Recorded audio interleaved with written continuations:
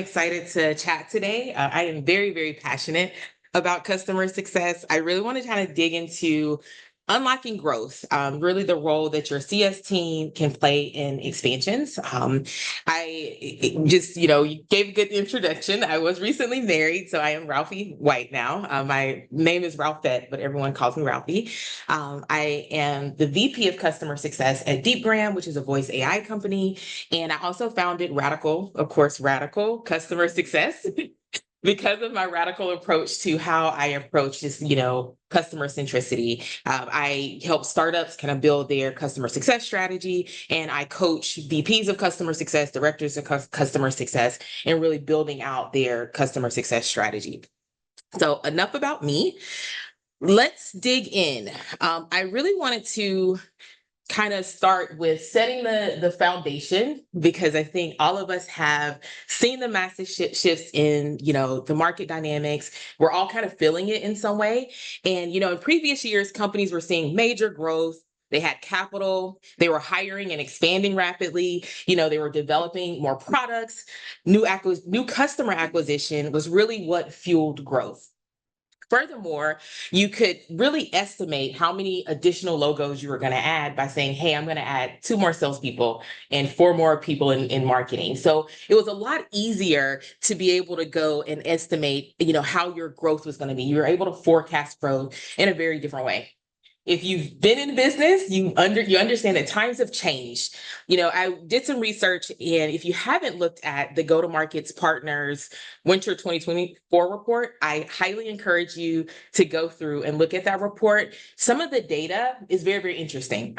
So 57% of companies fail to build sufficient pipelines. 72% experience longer sales cycles, and 56% miss their revenue targets. It really boils down to, I have pop-ups happening over here. One moment. There we go. Sorry about that. So it really boils down to companies are really challenged on driving growth, because most of your go-to-market motions are really focused on new logos, new customer acquisition. You've also seen a shift in customer success. And this is the part that's been fun for me, because, I always say traditional customer success is like switchboard operators. They're taking in, customer complaints. They're, saying, hey, this customer is dealing with this issue. This customer, needs help with this part of the product. But they really don't drive change within the organization. Many CS leaders really, really struggle with actually implementing change within their organization, because they're heavily focused on churn. They're disconnected from the product team. They're disconnected from the engineering team, because they're really focused on, I have to save this account. I have to make sure I'm doing all of these special touch points. I have to make sure I'm being proactive. And what you've seen is CS has become the team that's obsessed with the customer, but the rest of the organization is working in silos.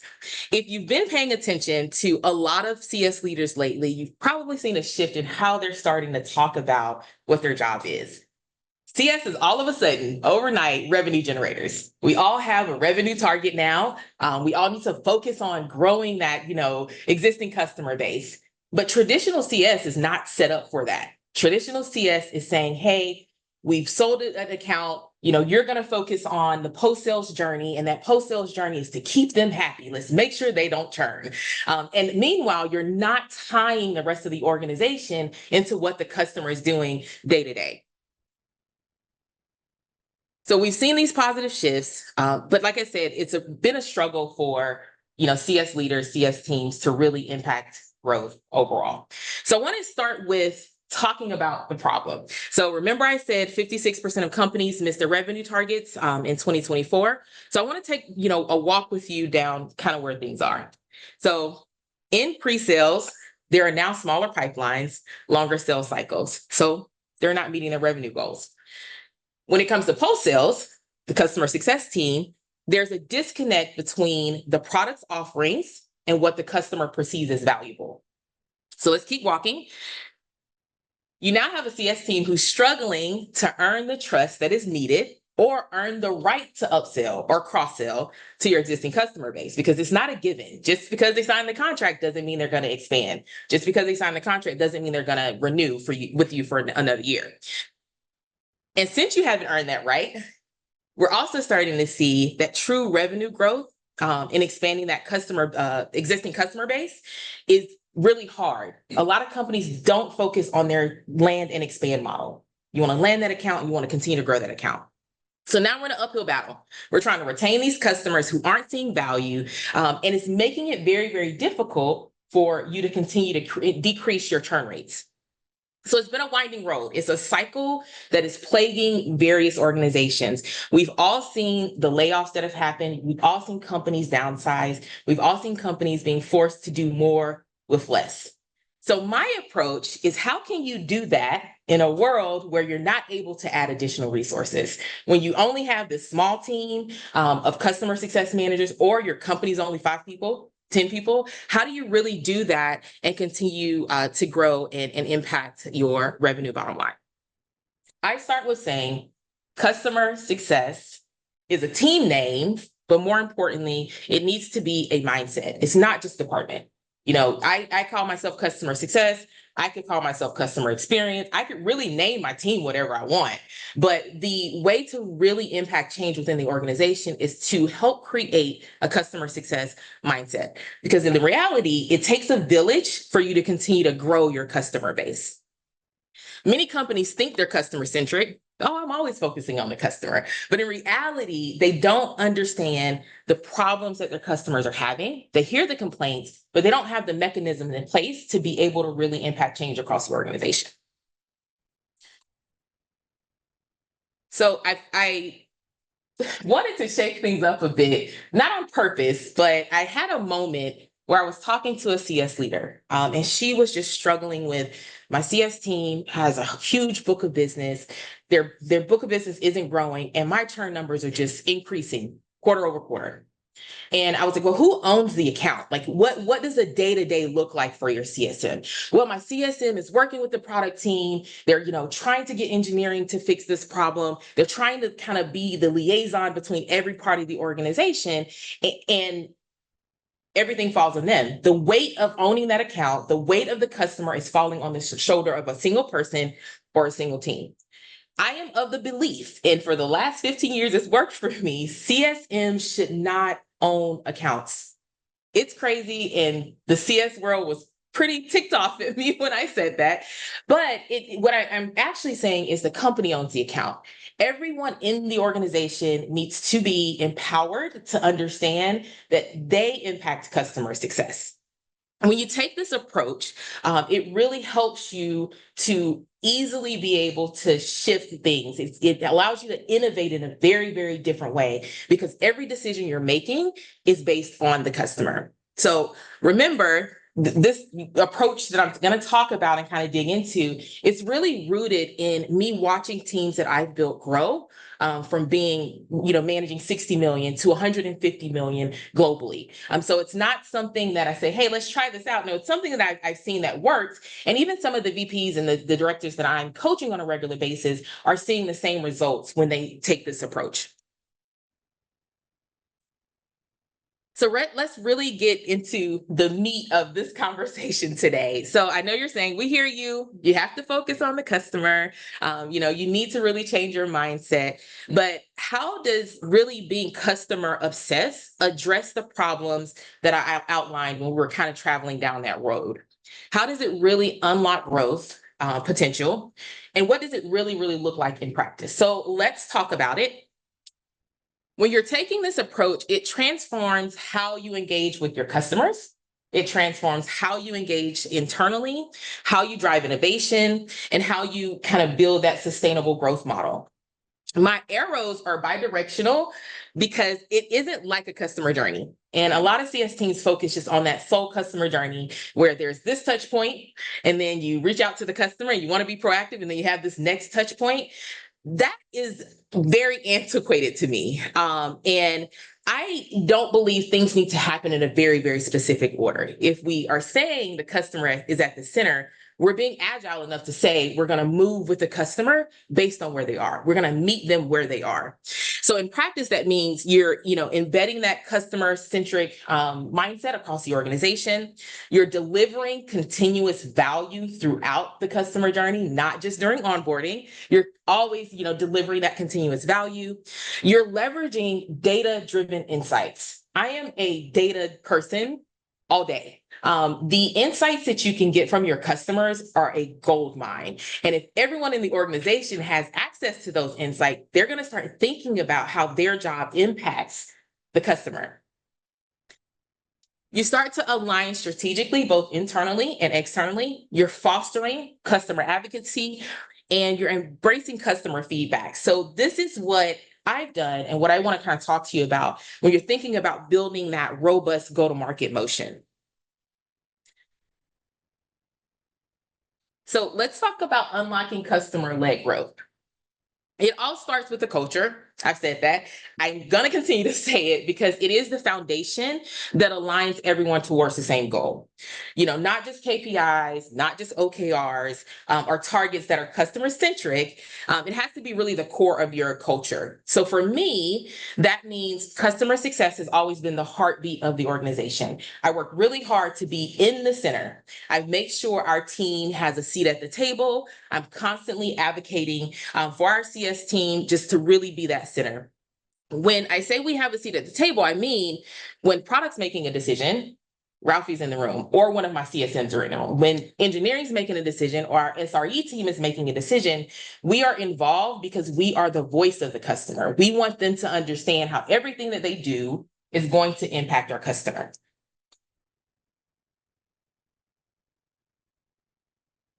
So even when we kind of talk about our individual team goals, they're all driven by our customer needs. Leadership also plays a critical role. I can be the leader that's customer obsessed, but when your CEO, your CFO, your CTO are all customer obsessed, they're giving that top-down model of saying, no, we're going to do this because the customer needs this, not because someone's ego said we should do it, not because this was the CEO's great idea, the founder decided that this is the direction we need to go. You really root it in that data from the customer as you make decisions. And the leadership team is really what drives that critical role. And then cross-functional collaboration. Really, when you do this right, you can solve customer problems more efficiently and deliver better outcomes. So a good example of this for me, and this is something I've implemented across the different organizations I work for, we have weekly meetings and they can vary. And everyone has weekly meetings, but let me kind of dig in a bit. So we have a RAM meeting, which is resource allocation meeting. In most worlds, the CS leader is not involved in that conversation. Why would I be in a conversation about, allocating resources for engineering or for our product team? Well, we've changed that. And during that meeting, I have CSMs in the meeting. I have our sales team, our engineering team, our applied engineering team, anyone that really touches the customer, specifically our customer-facing teams, are all involved. And we break that meeting down every week by starting with sales. What are the 5 top deals that you're trying to close this week? What are the barriers for you to close those accounts? Everyone in that room can help us, make sure we're addressing the risk, addressing the things that's stopping. I'm taking the approach of here are the customers that are at risk for my portfolio, or these are the customers that are in onboarding that have barriers that are stopping them from moving into production. We have these conversations every week, and every time our sales team or myself, we're talking about customers, we're tying it all back to revenue. So our engineering team understands this problem could be a $500,000 churn for us in Q4 if we don't address it. So that meeting has completely changed how we approach every customer problem. Our product roadmap is built out based on the conversations we're having in that meeting. Strategic alignment. We kind of talked about, you want that alignment internally, but you want it to be not just focused on the business goals, you want it also focused on the customer goals. Customer-centric objectives. So align your strategies with specific business goals and needs for your customers to deliver maximum value. So are you starting to see how it goes hand in hand and why those arrows were bidirectional? And then lastly, customer partnership. So you can talk to your customers on a regular basis. You want to really take it a step further and start having joint planning sessions. our product managers talk to our customers. And I know for larger organizations that's not necessarily always scalable, but you can find ways to be able to make sure those insights are still making it to the right people. The one thing I don't like is for CSMs to be switchboard operators. So if there's a product problem, why is the CSM paying telephone to gather that information and then going across the hall to explain it to the product person, when the product person can get direct into asking those discovery questions and truly understanding what the customer is experiencing? So data-driven insights. Data drives decisions. I, again, am a leader who dives into data. The recent rise of AI tooling, I'm in heaven. Like the amount of things that I'm really starting to dig into, put my hands on, has really allowed me to look at customer insights in a very, very different way. But how do those data-driven insights really drive growth? First, you need to be sure you're tracking the right data points. This is where a lot of companies fall short because they're not looking at the data points that really impact what the customer's behavior is. You can really also start to focus on what are the outcomes that I want to track as well. And when you've started to nail this down, you can start to analyze your customer behavioral patterns to really gain insights on their usage, their preferences, and more importantly, their pain points. And this will enable you to start to tailor your engagements and build those customer support strategies more effectively. So, okay, you understand your customer's behavior. Now you want to layer in predictive analysis. You want to be able to foresee customer needs, be able to respond proactively, and identify risk and expansion opportunities as they arise. So I'll give an example. Remember I said AI tools are kind of the thing for me now.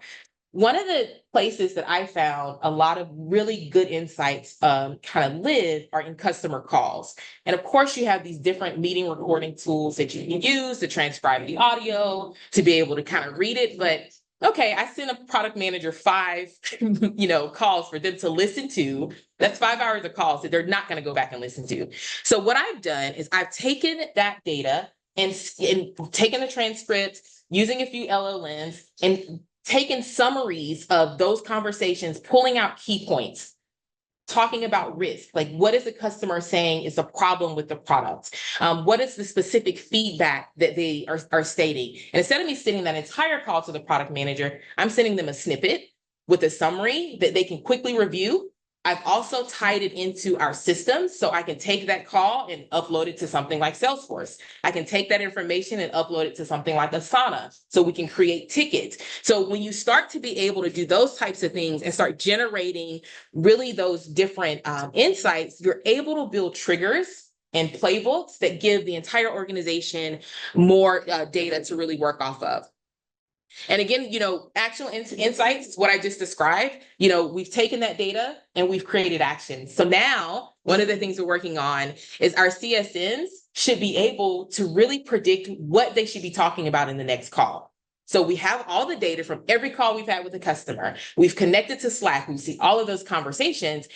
So why not prompt the CSM to say, hey, you should start talking about an expansion opportunity?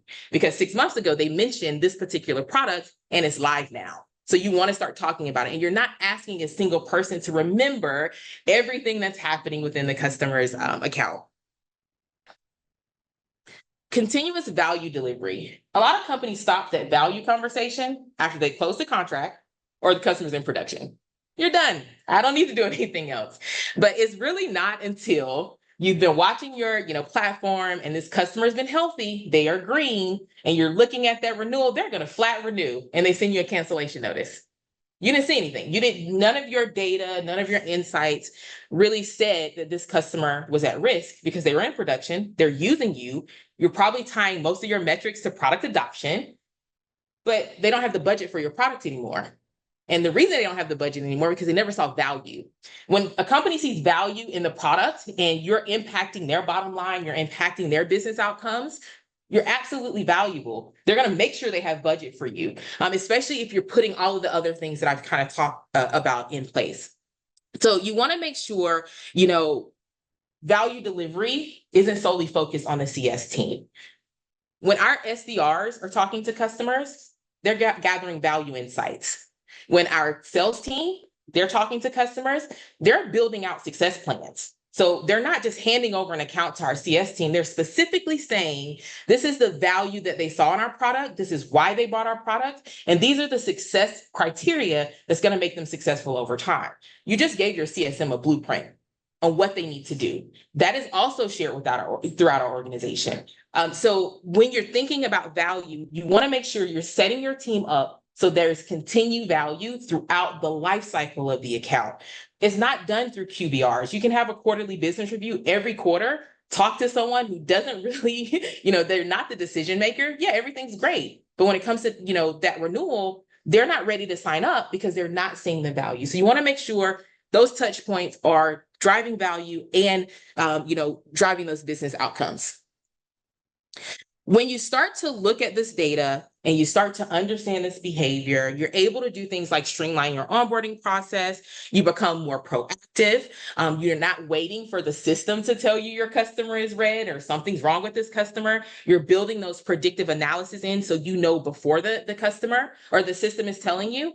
You're having those regular conversations based on those triggers that we talked about. And you're really starting to understand, hey, this customer looks like they're trending in an unfavorable direction.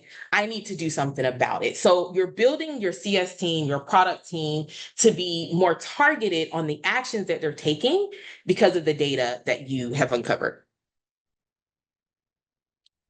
So I wanted to just kind of end this slide with the level of, value delivery requires you to focus on metrics that really reflect real business outcomes for your customers. So track and measure success based on how well you help your customers achieve their goals, rather than just kind of looking at those traditional stats of product adoption and traditional satisfaction scores. Again, I'm showing you how it goes hand in hand. So let's look at the last two. And let's say you're doing all of these things now. You are starting to look at the data. You're starting to see that the things are starting to, kind of work well together internally. How do you build a continuous motion? And, once you have that mindset, once you have that culture, customer advocacy is pretty much the crux of customer growth for me. You understand that customer advocates drive growth. So when you've strategically aligned, when you have those data insights, when you've engaged with your customer and you're continuously delivering that value, you'll then develop a strong relationship with your customer and you turn them into advocates. You can then start incentivizing them, to be quasi-brand ambassadors. You can implement referral programs that reward your customers who help you bring on new customers. And most importantly, you've positioned yourself and you've earned the right to upsell. You've earned that right to talk about the additional opportunities that you have within that account. You can continue to collaborate with the customer. You can continue to, uncover those additional ways that your solution can add value, because again, we're focusing on driving that mutual growth and success. Lastly, this part is what I've talked about kind of throughout. Feedback fuels improvement. So again, those arrows, bidirectional, they show that these activities go hand in hand. And you can continuously feed this type of mindset, this type of culture, by establishing feedback mechanisms to gather insights from your customers continuously. And you can use these insights and this feedback to drive ongoing enhancements in your product and services. Then your innovation, the decisions you're making are based on direct input and insights from your customers. And you've ultimately strengthened, that relationship by showing that you're committed to the customer success. Okay, so I'm winding down and I wanted to give some key takeaways that I've kind of talked about throughout the entire presentation, but I wanted to leave you with, customer time to value is crucial. The faster your customers realize value of the product, the quicker you're able to achieve business goals. Proving value in ROI drives expansion.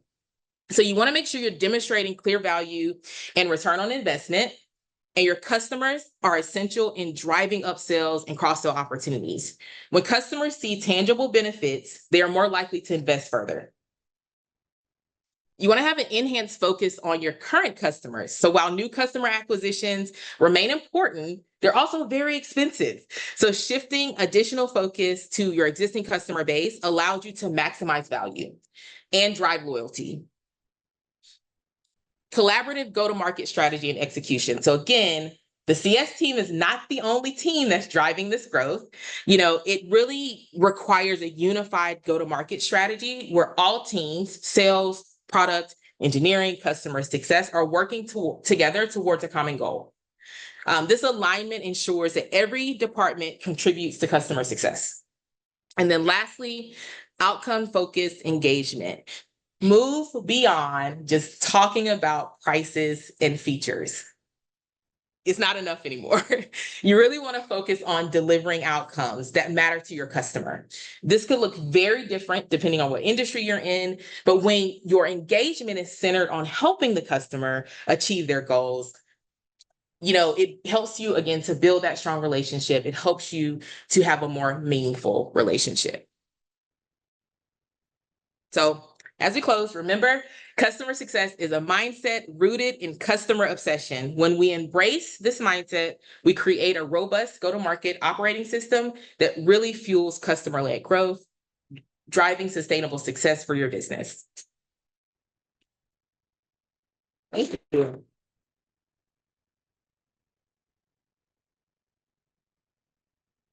Thank you very much, Ralphie. That was actually a very interesting talk. And it's a really good one, especially with regards to customer success.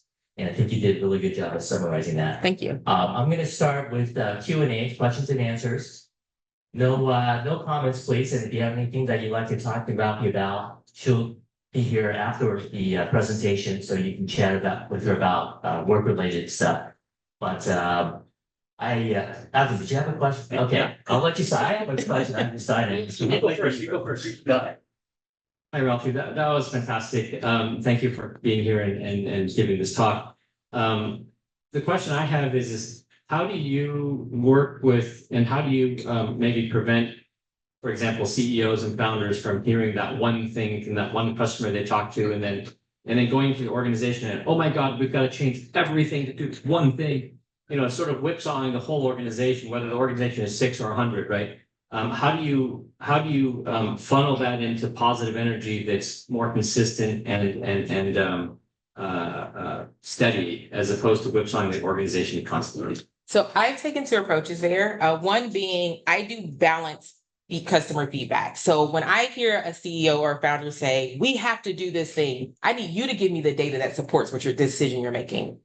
Don't tell me you're doing this just because you had, that idea in the shower last night. Like, what data is supporting what you're saying you're getting ready to do? And because I create those type of relationships with the founders, most of them think I'm half crazy, but it's okay.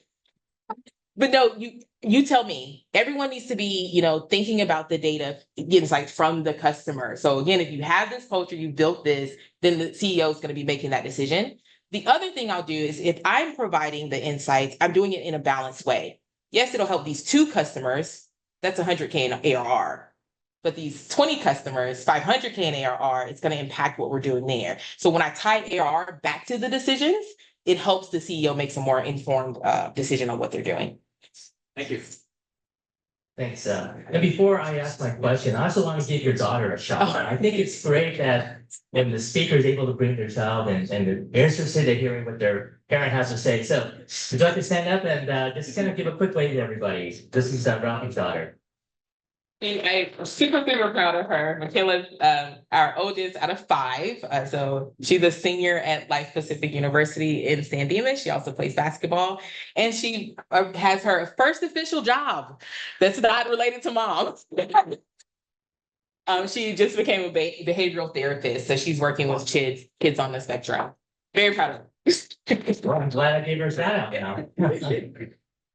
During your talk, you gave one of the better examples that I've heard so far about how AI is transforming the workplace, and we hear a lot about this AI and how it's going to have such a big impact. I work in finance, so the past year and a half now, I've seen from the stock market standpoint the appreciation of AI related companies. Talk a little bit more about that, because we can now use AI to transcribe, to get information. Now you've got words and looking for keywords, and now you can use LLM, large language models, to analyze that information. What are some of the tools, and what are some of the, I guess getting a little bit deeper into the weeds of methods that you're using AI to analyze all of that data? So one of the things that I'll keep it kind of on the customer success side, because I could have this conversation a whole nother talk.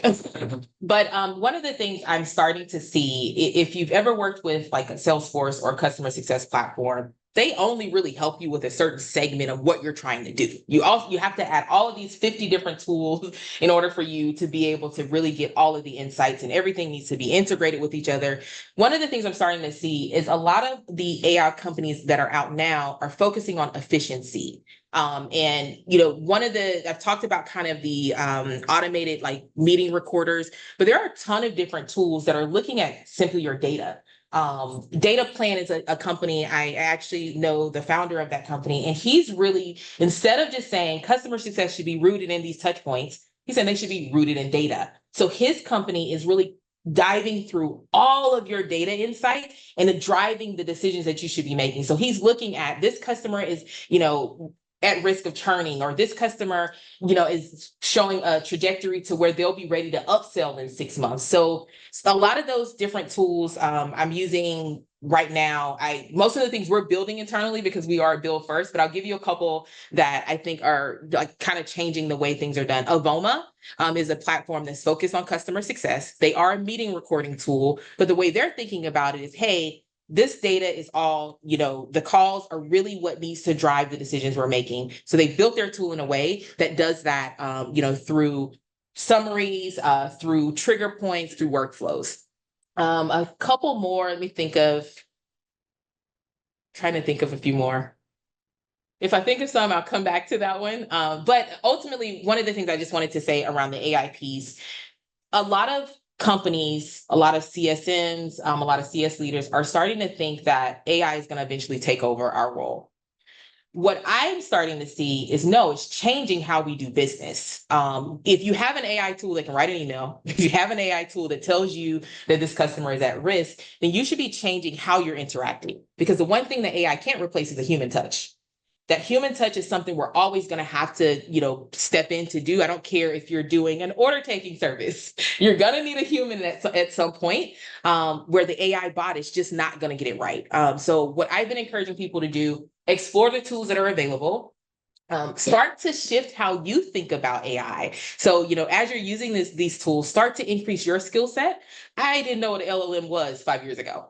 I've touched some, I've kind of worked with them. I've, kind of really started to understand how I can use different apps to build different tools. If you're looking at ways to automate, AirOps is another tool that's really, really good, that allows you to pull data from various sources and build out automated workflows. Our marketing team is using that really to kind of help source leads.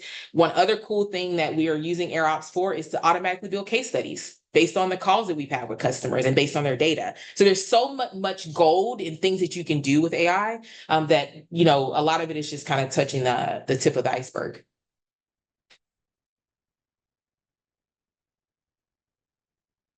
Hey, Ralphie, thank you so much also for just coming here and sharing all of that with us. I'm very excited to hear that. My name is Darren, and I spend a little bit of time on the customer success side, and then on the data engineering side. One of the things I loved is that the whole company owns the customer. My question actually is kind of a follow-up to John's. I'm very excited about all of the AI tools and capabilities that some of which you've mentioned to help enhance the efficiency and at the end of the day, the experience of the customer. But there has been a lot of, I guess, negative aspects of AI. And just last week, Intuit announced a very large layoff. Although on the other side, the CEO says they're going to be hiring 1,800 plus product and engineering people. So at the end of the day, it sounds like this is going to be better for the customer. But the perception that some customers have is, oh, you're cutting back all of the customer experience people because you're going to be more efficient so that you can save money. So there's this negative perception. So how do you deal with that negative perception from a customer's perspective? But how do you also deal with from the perspective of your own CS team, which might be losing 10 to 15% of the staff? So that's a tough one because I myself have already experienced that. I think it's really just more important for you to weigh the benefits. It's not going to go anywhere. AI is not going to disappear, but you really have to understand the same thing I'm asking our customers, like what's the value? Like, how do you balance the value of what you want your employees doing? You know, if you're looking at AI and you're kind of figuring out, hey, is this something that I want to help enhance? Still consider like the human touch side of things. I think a lot of companies are jumping on the AI bandwagon and just like jumping in head first and really not understanding how it impacts the customer experience. While it may decrease your bottom line, while you may save money, you ultimately end up creating a bad customer experience. So I say go back to the data. Anytime you're implementing something new, I always say make sure you're understanding the impact that it has across the organization. I don't have a lot of feedback on like how do you kind of combat the perception because I'm trying to learn to embrace it. But one of the things I have kind of encouraged a lot of people that I'm talking to is just like when Microsoft Word became a thing, just like, you know, when SQL became a thing, you had to change your skill set. AI is here and we all have to figure out how can I use AI in my role to help create efficiencies within what I'm doing? How can I increase my skill set so I'm, you know, maintaining relevancy and learning and growing as an individual as our world changed from a technology standpoint. I hope that answered your question. Back here, question. Yeah, so can you hear me? Mhm. Okay. So I'm coming from this position on the technical sales representative side, and my organization has embraced Salesforce. Everything lives in Salesforce, but just with the various tasks that I create and all the information that's logged there, it feels like sometimes, information can get bogged down, and I lose sort of touch as to sort of how, the initial interaction with the customer has been. If it's been, months before any relevant, information has been shared to see what's sort of the status of the account and relationship is. So just wanted to get your perspective on how I can be most effective in utilizing the data, and if there's any other tools or practices to be in the best position to serve customer accounts. Great question. I would say, since you're on the technical side, start looking at tools like AirOps. AirOps, our onboarding engineer, he's automated a lot of his tasks by pulling data from Salesforce. So he gets a briefing every Monday that he created in AirOps, and he pretty much gets a list of the things that he needs to focus on based on some of the data points that you just mentioned. So if I haven't talked to this customer in 30 days, or I haven't done this touch point, you can use tools that are actually free to help you build automation if your company allows.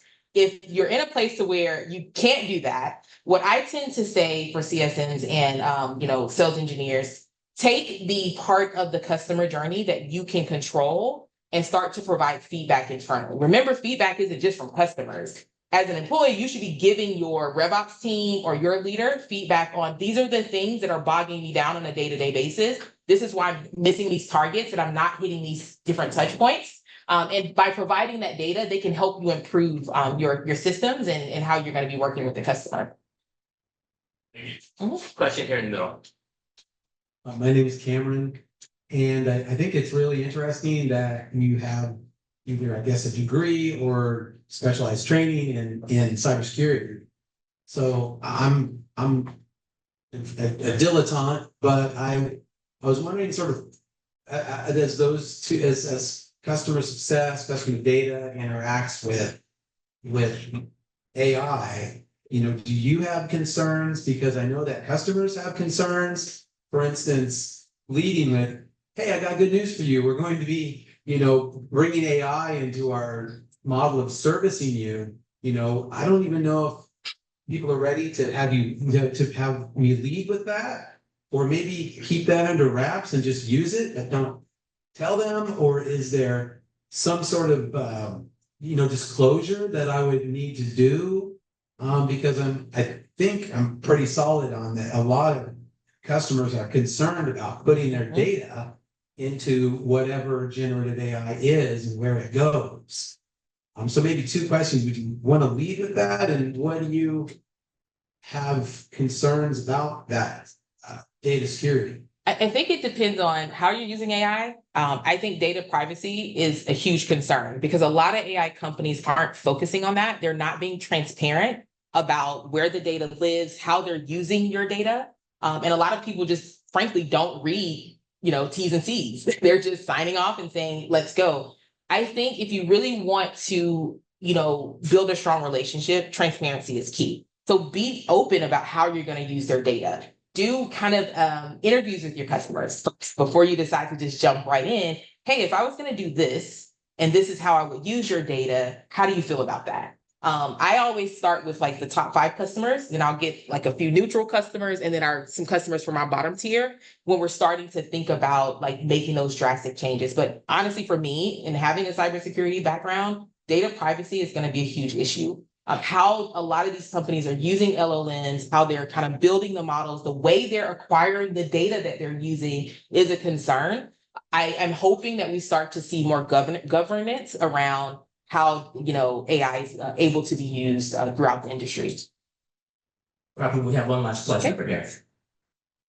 Hi, Ralphie. My name is Stephen Pang. Hello. I work in product marketing, and my colleagues on the other side of the room will be doing customer success. There's a lot of information that comes from that fuels the case studies and testimonials. I was curious about whether you've had any success with working on the other side, closing a deal. So not the win side of it, but the loss side of it. Because one very frustrating piece of it is when I've asked the sales team why a pursuit ended at stage X, in the CRM. If they're lazy, they tell me price. If they're considerate, they might say price plus something else. But I wondered, do you ever get into that side of things? And maybe you could share some information about how to extract the analysis of a loss. That would be helpful. Thank you. If you crack the nut of getting sales to update Salesforce, let me know, because that's a process that everyone faces. But because I work across the entire customer journey, that's where interviews come in handy. That's where you doing things like surveys and understanding like what is the right time for me to reach out to this customer. Again, there's some AI tools, the name is escaping me, that helps you kind of scrape data from not only Salesforce, but also the customer's website, and try to understand what competitors they're using. Ultimately, it goes back to like building that culture. And if you're with a larger company, I understand it's a lot harder. I'm going to go in and change the whole culture of the company. You can't really do that. But in practice, if you start showing the impact of you not having this data and tying it back to revenue or your inability to get your job done, that helps you really start to drive the change that you're looking for internally. Well, thank you so much. One more question. I can help it. In my previous work experience working with product team and customer CS team, I noticed that the CS team has a lot of information around product and what customer wants. And sometimes product, they're not doing their due diligence and working with the CS team. And the customer can be not as happy at the moment for things that are needed to be done, not being done. But all the information that is necessary for the product to go run with, CS team has. However, product assistant insists in working with customer who is not really happy about it, and they want to protect the customer. And so these kind of scenarios, do you recommend the product team, it's better that product team go directly to the customer and work with the customer, or do you protect the customer having this product member go and annoy them even more? Because they've already had this discussion multiple times, right? So in this kind of situation, what would you recommend? So think CSMs vary. You have technical CSMs that can really understand the product, but your product team understands what's happening under the hood. The CSM doesn't. So I say bring the product manager closer to the customer for that exact reason. Secondly, we could take data, we can summarize it, we can give it to the product manager. You're going to have more questions. and I'm gonna have to go back to the customer and ask those questions, and I'm gonna have to come back to you and tell you what they said. Let's just stop all of that. Like, I like efficiency. Why don't I put you on the phone with the customer and you talk directly with them, because you can ask discovery questions. You can dig deeper into what they're experiencing. In a lot of cases, I found that we actually solved the problem because the customer is using the product the wrong way. So I think you bringing the product manager closer also gives them the ability to be in the customer's shoes for a moment. They're not in the CSM shoes, they're in the customer shoes, and they're understanding their pain points in a different way.